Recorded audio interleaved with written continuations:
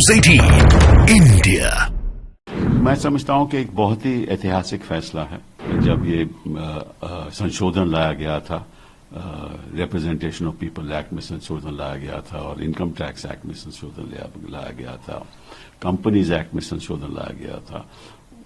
इस नजरिए से लाया गया था कि इसके द्वारा जो बड़े बड़े उद्योगपति हैं वो निश्चित रूप से पैसा भाजपा को देंगे। किसने कितना पैसा दिया और किसको कितना फायदा हुआ ये भी साफ जाहिर हो जाएगा। ये तो मैं समझता हूं कि सबसे बड़ा स्कैम है। मोदी जी हमेशा कहते रहे हैं कि कहां है स्कैम, वो बीजेपी के खिलाफ, तो ये साबित हो गया। मैं समझता हूं कि एक बहुत ही ऐतिहासिक फैसला है।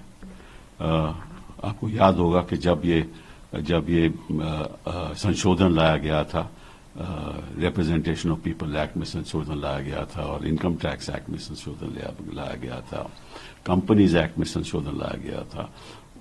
इस नजरिए से लाया गया था कि इसके द्वारा जो बड़े बड़े उद्योगपति हैं वो निश्चित रूप से पैसा भाजपा को देंगे, क्योंकि भाजपा की सरकार थी। तो ये मेरे दोस्त लेट अरुण जेटली जी का ब्रेन चाइल्ड था और इसका नाम रखा था इलेक्ट्रल बॉन्ड स्कीम। तो इसका इलेक्शन क्यों लेना देना नहीं है? क्यों नहीं लेना देना? क्योंकि इलेक्शन में तो हर कैंडिडेट को 95 लाख से ज्यादा तो खर्च कर नहीं सकता, ठीक है ना। और जो एमएलए है वो 45 लाख से ज्यादा नहीं कर सकता, वो भी वाइट में खर्च करेगा। तो ये तो सारा वाइट का पैसा था, तो ये तो वहां जा ही नहीं सकता। तो ये तो इलेक्शन से कुछ ताल्लुक ही नहीं है इसका।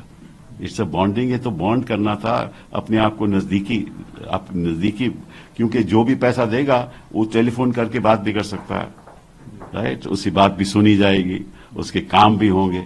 तो निश्चित रूप से ये जो इलेक्ट्रल बॉन्ड स्कीम है और सुप्रीम कोर्ट ने जो आज रद्द की है, तीनों income tax, companies act and representation people act की अमेंडमेंट रद्द कर दी है। तो अब क्या होगा कि 3 हफ्ते में जो स्टेट बैंक ऑफ इंडिया के पास जानकारी है कि किन किन लोगों ने इलेक्ट्रल बॉन्ड खरीदे और किस पार्टी को दिए गए, वो सारी जानकारी 3 हफ्ते में इलेक्शन कमीशन को दी जाएगी। और 1 हफ्ते के बाद उसके 1 हफ्ते के बाद ये इलेक्शन कमीशन अपनी वेबसाइट पे उसको रखेगी, ताकि जनता को, आम सिटीजन्स को पता चल जाए किसने कितना पैसा दिया।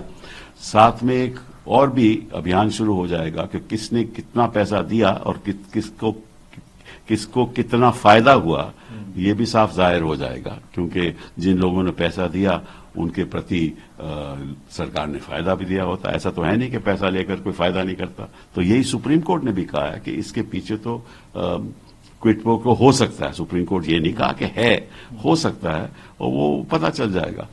तो मैं समझता हूं कि बहुत ऐतिहासिक फैसला है और मैं सब राजनीतिक दलों से आग्रह करूंगा कि इसको एक राष्ट्रीय अभियान, राष्ट्रीय मूवमेंट के द्वारा इलेक्शन में बताया जाए देश की जनता को कि किस तरीके से बीजेपी ने, ये तो मैं समझता हूं कि सबसे बड़ा स्कैम है। मोदी जी हमेशा कहते रहे हैं कि कहां है स्कैम, वो बीजेपी के खिलाफ, तो ये साबित हो गया।